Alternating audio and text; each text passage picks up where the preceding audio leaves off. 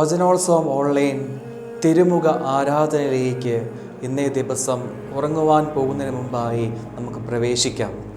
വിശുദ്ധ കുർബാനയിൽ വ്യക്തിയായി വസിക്കുകയും ജീവിക്കുകയും ചെയ്യുന്ന ഈശോയെ സ്നേഹിച്ചുകൊണ്ട്, ഈശോയുടെ തിരുമുഖത്തെ സ്നേഹിച്ചുകൊണ്ട്, ഈശോയുടെ അധരങ്ങളിലൂടെ അരുളി ചെയ്ത തിരുവചനങ്ങളെ, ജീവനുള്ള തിരുവചനങ്ങളെ സ്നേഹിച്ചുകൊണ്ട് ഇന്നേ രാത്രിയിൽ നമുക്ക് ഇന്നേ ദിവസം നൽകിയ എല്ലാ അനുഗ്രഹങ്ങൾക്കും നന്ദി പറഞ്ഞുകൊണ്ട് ഈശോയെ ആരാധിച്ച് നമുക്ക് വിശ്രമിക്കുവാൻ പ്രവേശിക്കാം. ഇന്ന് നമ്മൾ ധ്യാനിക്കുന്ന തിരുവചനം സങ്കീർത്തനം 63 അധ്യായം അതിലെ 5ഉം 6ഉം വാക്യങ്ങളാണ്. വാക്യങ്ങൾ ഇപ്രകാരമാണ്. 5-ാമത്തെ വാക്യം: കിടക്കയിൽ ഞാൻ അങ്ങയെ ഓർക്കുകയും രാത്രി യാമങ്ങളിൽ അങ്ങയെക്കുറിച്ച് ധ്യാനിക്കുകയും ചെയ്യുമ്പോൾ ഞാൻ മജ്ജയും മേധസ്സും കൊണ്ടെന്ന പോലെ സംതൃപ്തി അടയുന്നു. എൻ്റെ അധരങ്ങൾ അങ്ങേക്ക് ആനന്ദഗാനം ആലപിക്കുകയും. വചനം ഇപ്രകാരമാണ് പറഞ്ഞു തുടങ്ങുക: കിടക്കയിൽ ഞാൻ അങ്ങയെ ഓർക്കുകയും. കിടക്കയിൽ ഞാൻ അങ്ങയെ ഓർക്കുകയും. സ്നേഹം നിറഞ്ഞവരെ, രാത്രിയിൽ നമ്മൾ പകൽ മുഴുവനുള്ള അധ്വാനത്തിന് ശേഷം നമ്മുടെ കിടക്കയിൽ വിശ്രമിക്കാനായിട്ട് കിടക്കുന്ന സമയത്ത് നമ്മൾ ഓർക്കേണ്ട വ്യക്തി എന്ന് പറയുന്നത് ദിവ്യകാരുണ്യ ഈശോയാണ്. വിശുദ്ധ കുർബാനയിലെ ഈശോനെയാണ് കിടക്കയിൽ നമ്മൾ ഓർക്കേണ്ടത്. പകരം നമ്മൾ കിടക്കുമ്പോൾ അപ്പോഴായിരിക്കും നമ്മൾ പ്രിയപ്പെട്ടവരെ ഫോൺ ചെയ്യുക, അല്ലെങ്കിൽ മൊബൈൽ ഫോണിൽ ഒത്തിരിയേറെ കാര്യങ്ങൾ നമ്മളിങ്ങനെ നോക്കുകയും വാട്സപ്പ് ചാറ്റുകൾക്ക് ഒക്കെ ഉത്തരങ്ങൾ നൽകുകയും ചില സിനിമ വീഡിയോസൊക്കെ കണ്ടും അങ്ങനെ നേരം വൈകി നമ്മൾ കിടന്നുറങ്ങുന്ന ഒരു രീതി നമുക്കുണ്ട്. മൊബൈൽ ഫോൺ ആയിരിക്കാം കൂടെ ഉള്ളത്. എപ്പോഴും മിക്കവർക്കും രാത്രിയിൽ എപ്പോഴും കൂടെ മൊബൈൽ ഫോൺ ആയിരിക്കാം. അതിൽ ചെലവഴിക്കുകയാണ്. സ്നേഹം നിറഞ്ഞവരെ, വചനത്തിലൂടെ ഈശോ നമ്മളോട് പറയുകയാണ്, നമ്മളോട് ആവശ്യപ്പെടുകയാണ്: കിടക്കയിൽ ഞാൻ അങ്ങയെ ഓർക്കുമ്പോൾ. സങ്കീർത്തനത്തിലൂടെ ഈശോ നമ്മളെ ഒരു കാര്യം പഠിപ്പിക്കുകയാണ്. കിടക്കയിൽ നമ്മൾ വിശ്രമിക്കുവാൻ കിടക്കുമ്പോൾ ഈശോയുടെ തിരുമുഖം ഒന്ന് ഓർത്തുകൂടെ? എന്തുകൊണ്ട് നമുക്ക് അങ്ങനെ ഒരു രീതി ആരംഭിച്ചുകൂടാ? രാത്രിയിൽ പകൽ മുഴുവനുള്ള അധ്വാനത്തിന് ശേഷം രാത്രി കിടക്കുമ്പോൾ എന്തുകൊണ്ട് ആ സമയത്ത് കണ്ണുകടച്ച് കിടന്നുറങ്ങുന്ന സമയത്ത് നമ്മുടെ ഇടവക ദേവാലയത്തിൻ്റെ സക്രാരിയിൽ ഈശോ ദിവ്യകാരുണ്യമായി ഈശോ വ്യക്തിയായിട്ടുണ്ട്. ആ ഈശോയെ ഓർത്തുകൊണ്ട് രാത്രിയിൽ ഒന്ന് കിടന്നുറങ്ങുക. മറ്റെല്ലാ ഓർമ്മകളും ചിന്തകളും ആഗ്രഹങ്ങളും സ്വപ്നങ്ങളും ഒക്കെ അവസാനിപ്പിച്ചിട്ട് ഈശോയെ ഒന്ന് ഓർത്തുകൊണ്ട്, ഈശോയെ ധ്യാനിച്ചുകൊണ്ട് ഒന്ന് ഉറങ്ങുന്ന രീതി നമുക്ക് ഇന്ന് മുതൽ ആരംഭിക്കാം. നമുക്ക് ഈശോയുടെ മുമ്പിൽ ഇരുന്നു കൊണ്ട്, കണ്ണുകൾ അടച്ചുകൊണ്ട് നമുക്ക് ഈശോയോട് പ്രാർത്ഥിക്കാം. കൃപ തരണം കർത്താവേ, എപ്പോഴും അങ്ങയെ ഓർക്കുവാൻ, പ്രത്യേകിച്ച് രാത്രി കാലങ്ങളിൽ ഉറങ്ങുന്ന സമയത്ത് അങ്ങയെ ഓർത്തുകൊണ്ട്, അങ്ങയെ സ്നേഹിച്ചുകൊണ്ട് കർത്താവെ ഉറങ്ങുവാനുള്ള ഒരു കൃപ തരണം. രാത്രിയുടെ യാമങ്ങളിൽ അങ്ങേക്ക് വേണ്ടിയുള്ളതാകണം.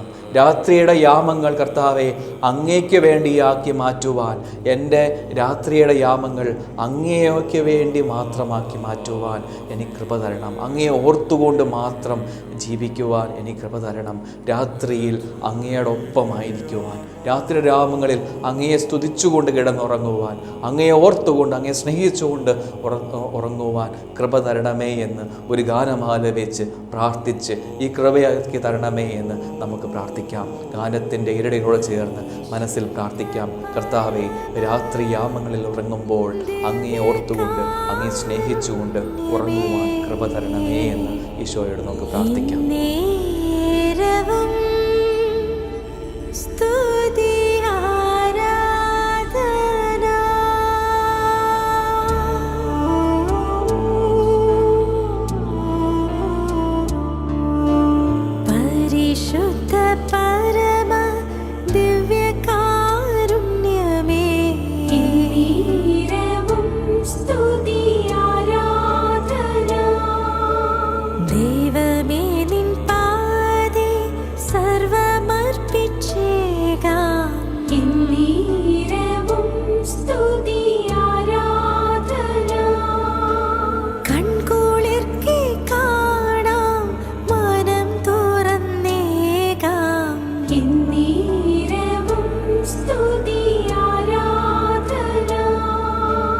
എല്ലാ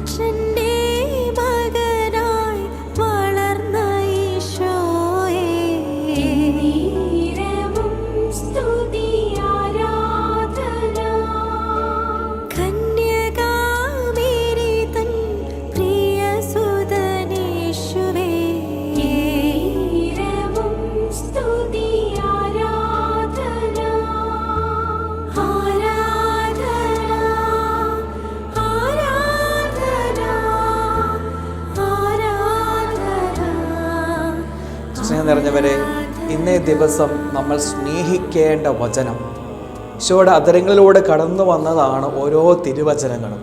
അതുകൊണ്ട് ആ വചനത്തിന്, അതിൽ ഈശോയുടെ വചനങ്ങളായതുകൊണ്ട്, വാക്കുകളായതുകൊണ്ട് അതിന് ഭയങ്കര അഭിഷേകമുണ്ട്.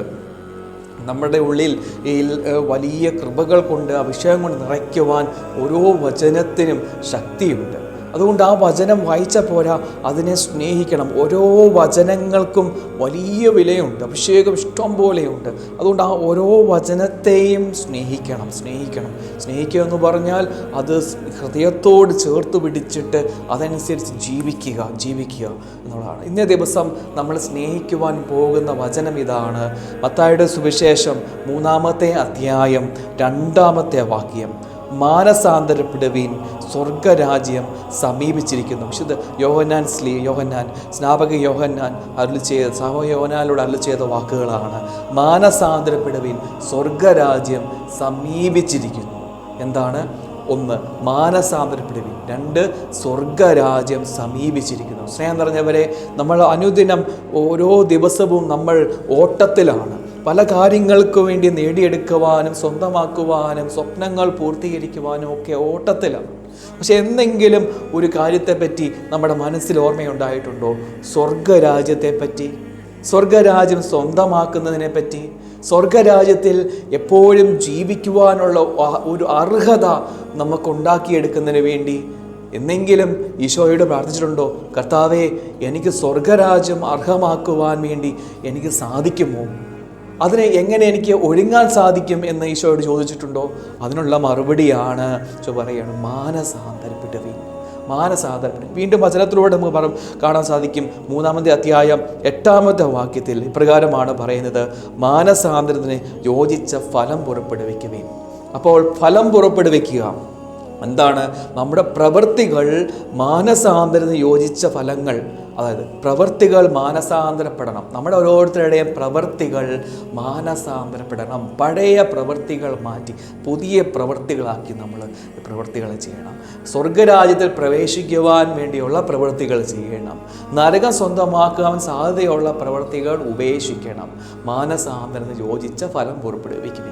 സ്നേഹം നിറഞ്ഞവരെ, തീരുമാനമെടുക്കാം. എന്താണ്? നാളത്തെ രാവിലെ നമ്മൾ എഴുന്നേൽക്കുമ്പോൾ നമ്മൾ നാളെ പൂർണ്ണമായി നമ്മൾ ചെയ്യേണ്ടത് ഇതാണ്. സ്വർഗരാജ്യം സ്വന്തമാക്കാനുള്ള പ്രവൃത്തിയായിരിക്കും. ഒരാളെ കാണുമ്പോൾ, ഒരാളോട് സംസാരിക്കുമ്പോൾ ഒക്കെ നമ്മൾ ചിന്തിക്കുമ്പോൾ അതെല്ലാം സ്വർഗരാജ്യം സ്വന്തമാക്കാനുള്ള പ്രവൃത്തികൾ ആണോ എന്ന് ചിന്തിച്ചിട്ട് ആ പ്രവൃത്തികൾ ചെയ്യുക. അല്ലാത്തത് ഞാൻ ഉപേക്ഷിക്കും. ഇതായിരിക്കണം നാളെ നമ്മൾ ചെയ്യേണ്ട പ്രവൃത്തി. സ്നേഹം പറഞ്ഞവരെ, ഇന്നേ ദിവസം നമ്മുടെ ഹൃദയത്തോട് ചേർത്ത് പിടിച്ച് നമ്മൾ സ്നേഹിക്കേണ്ട വചനം ഇതാണ്. വിശുദ്ധ മത്തായി എഴുതിയ സുവിശേഷം 3-ാമത്തെ അധ്യായം 2-ാമത്തെ വാക്യം. അതിതാണ്, മാനസാന്തരപ്പെടുവിൻ, സ്വർഗരാജ്യം സമീപിച്ചിരിക്കുന്നു. രാത്രി കിടന്നുറങ്ങുമ്പോൾ ഈ വചനം ഹൃദയത്തിൽ നമ്മളിങ്ങനെ ഉരുവിട്ടുകൊണ്ടേയിരിക്കണം.